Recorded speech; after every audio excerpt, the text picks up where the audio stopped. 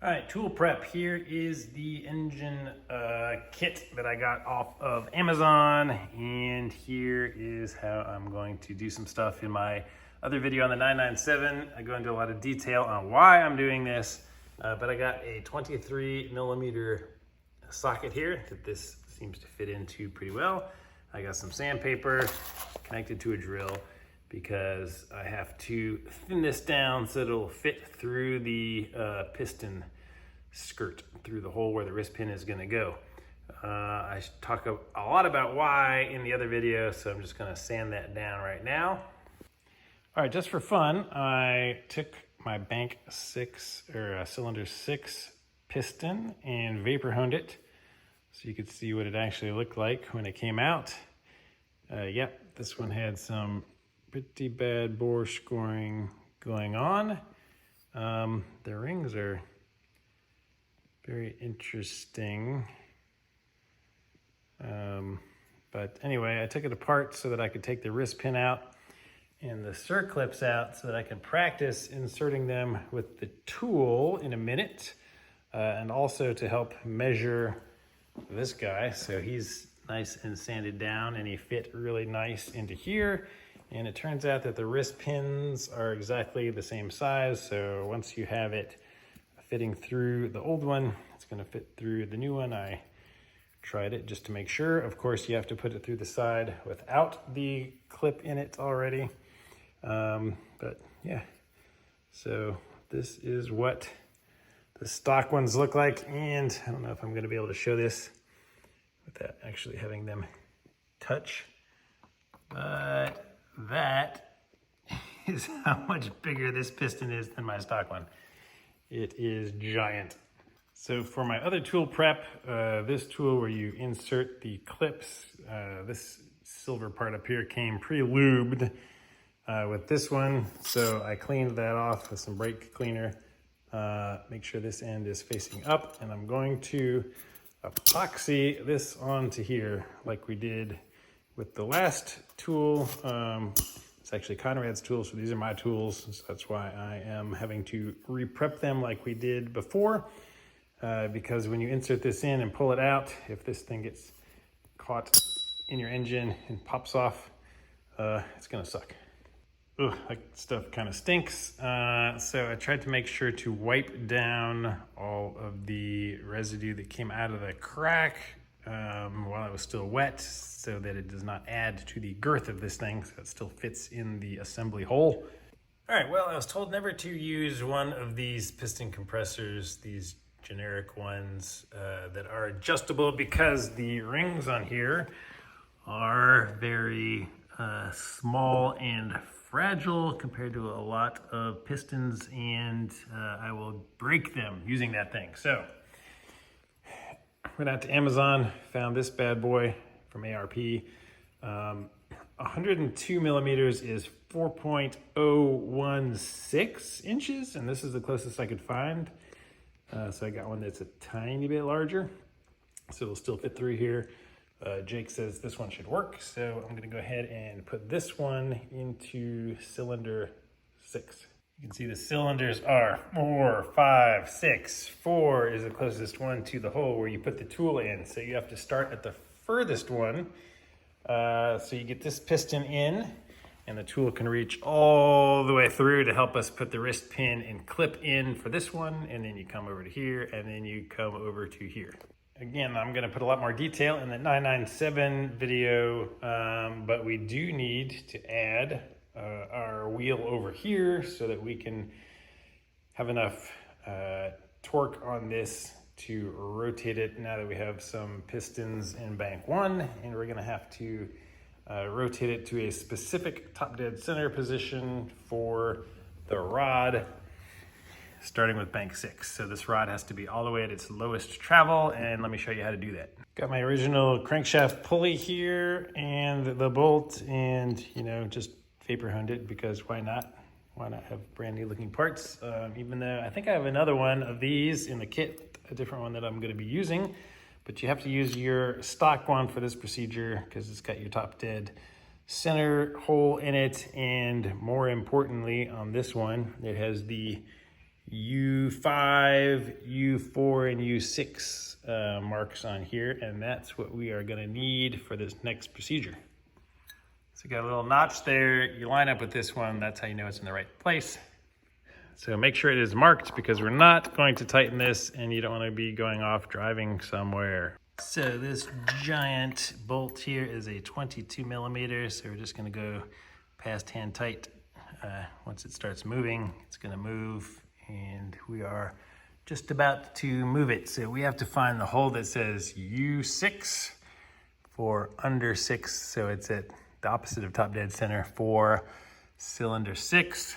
Here is U5, and here is U6 down here. So this right here is the one we're looking for, so we gotta rotate it all the way up here to where that little boss is. We're gonna put our locking pin.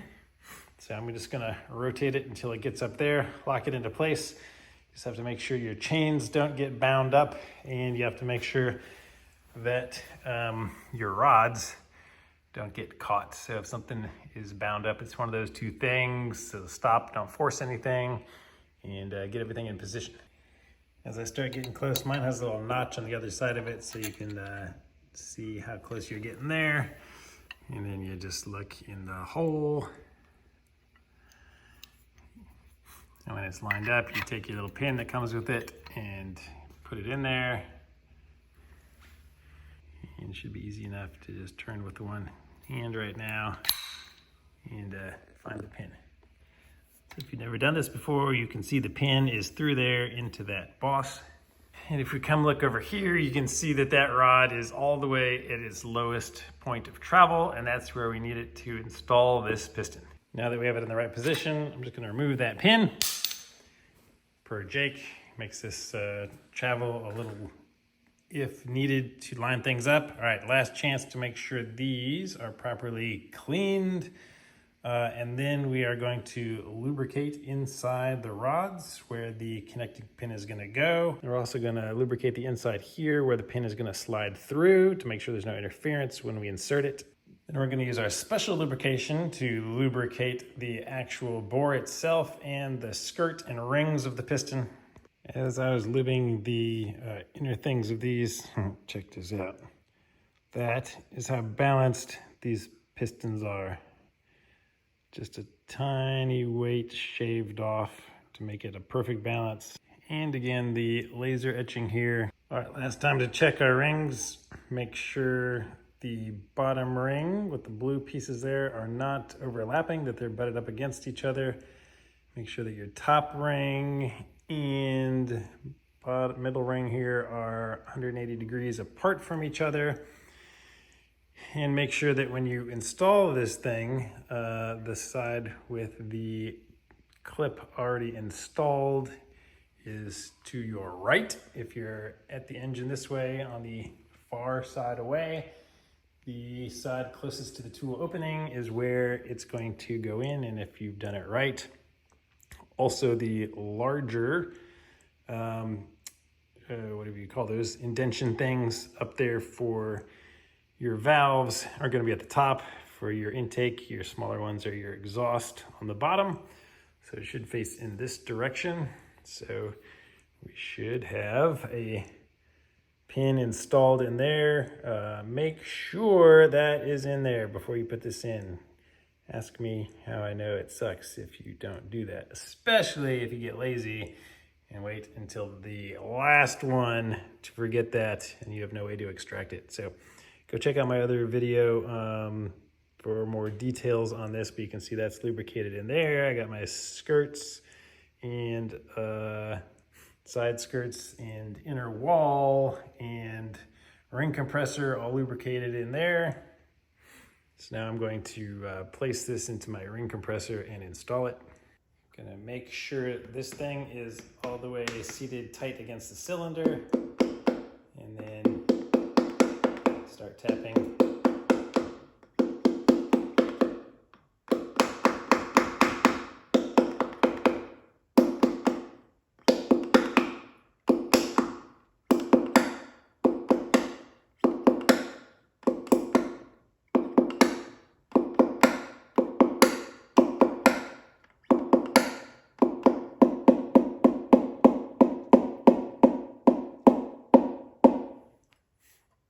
Ta-da! So yes, again, highly recommend getting the right size one of these instead of one of the adjustable ones. So much easier and no chance of breaking your rings. All right, after your epoxy is dry, I highly recommend dry fitting it through your hole just to make sure you have nice, smooth, easy access in there. If it's hitting something, look through here because it's probably your rod, so it's easy to move that out of the way and then just continue all the way through, making sure you have clearance all the way to the end. All right, I flipped this thing upside down now so I can look into the hole and I can see all the way down there is our rod. So now I'm just going to start knocking the piston up. And keep an eye through the hole.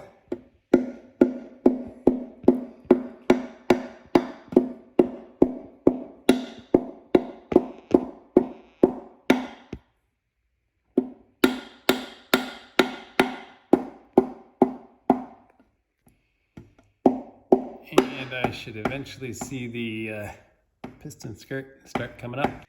So I just pulled the pin out, rotated the engine around that way a little bit so that that pendulum of our rod would hang more towards the middle. And now it is all lined up. Now I'm going to use this tool. I'm going to put our little wrist pin on the end of it and insert it into the engine. It sits like this. I'm going to put a little assembly lube on it before putting it in there. Woohoo! All right, first wrist pin is in. All right, it took us lots and lots of practice times to get this right on the 997, so I'm going to use the old piston. I'm just going to sit it here up against the rod to keep this kind of level. I'm going to take our old clip. I'm going to file off this little piece that sticks up to make it completely flush so that when you insert it, you don't have to insert it exactly like that. You could insert it like that and it would be fine, for example. And I'm going to practice with our tool that we just epoxied together. All right, I remember this taking Conrad like 500 times. I don't know what his problem was after doing this. Sorry, Conrad, I got it on the second try. The first try, it was a little bit shallow like we did before. And all I did was adjust this tool here so that there was a little bit more gap here so that the tool would push it a little further in. Just set it right back on top where it was, boom, one more time, and it pushed it right into the groove. So I think we have this all calibrated for how deep it needs to be. With only one test clip, you know, let's just try it. All right, here it is loaded into the tool. You can see it's really close to the edge, and I did this by taking the old wrist pin from the old one, holding it here, tapping it like this, bringing it all the way up to the edge, and that also makes it square or circular all the way around. Hold it tight right in here. There's a groove that is made for this tool. And then if you have the distance correct, I'm just going to do this with one hand to show you how easy it is if you have done it all right. Maybe, let's see. Of course, don't really do this. Hold it tight with your other hand and then just go. And that is the way you have to hold it tight with your other hand, because if you don't, just one edge of it will come in and the other edge will pop up. That's a demo of what happens if you're lazy and don't hold the tool tight up against it. All right, here's the little bag that came with my kit with my other 3 clips in it. All right, I got the new one loaded in. Wish me luck. All right, so I just want to show you what it looks like if you're looking through the bore scope down this tool. You can see around the edge, the ring is there, and when you bring it up to the piston, you can see that kind of yellow groove there. That's where the pin is supposed to go, and you can see my tool is not lining up very well there like I thought it was. So what is going to happen is I'm going to try to insert it, and in the next clip you're going to see when I pull the tube away, it is not going to be in that groove. There you can see the groove really well there. So I'm just trying to line the tool up in the groove, and it never felt right, and I'll explain in a little bit how it should have felt, and you'll see it. But now you can see that I pressed it in, and I'm about to pull the tube away, and you can see the ring is still there, but it is in it's in the groove that the tool is supposed to fit in, not the inner groove where it's supposed to go. So that was bad. You can see that is what it should look like. So, live and learn. I learned the good news is if you screw that up like I did, I could just stick this magnet straight in there and pull it straight back out. Let's try that again. So last time I didn't have this all the way in seated flat in there. I just learned that if you wiggle it around and it gets in the groove properly, it will hold itself in place here without touching anywhere. So make sure it's like that first.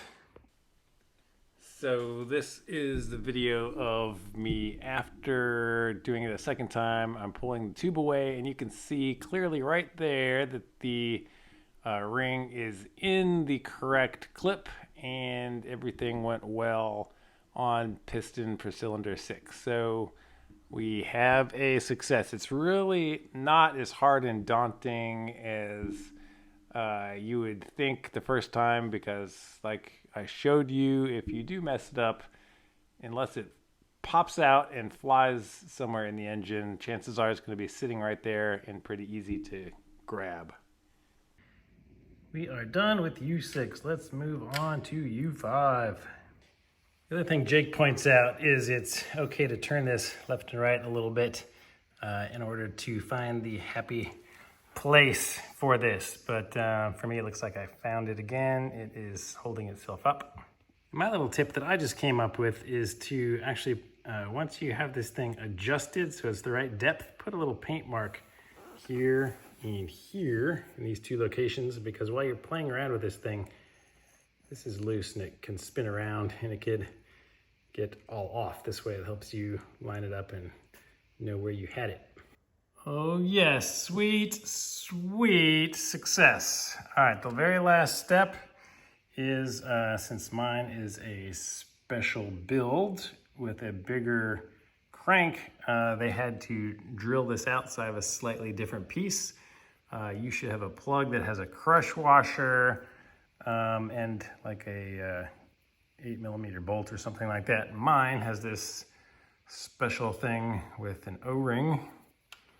So last step you want to do is plug up your little access hole, whatever part you might have, torque it to spec, and I am about to go celebrate with a nice big steak, some wine, and a Gator football game. So it is 2024, so they'll probably lose, but nonetheless, go Gators.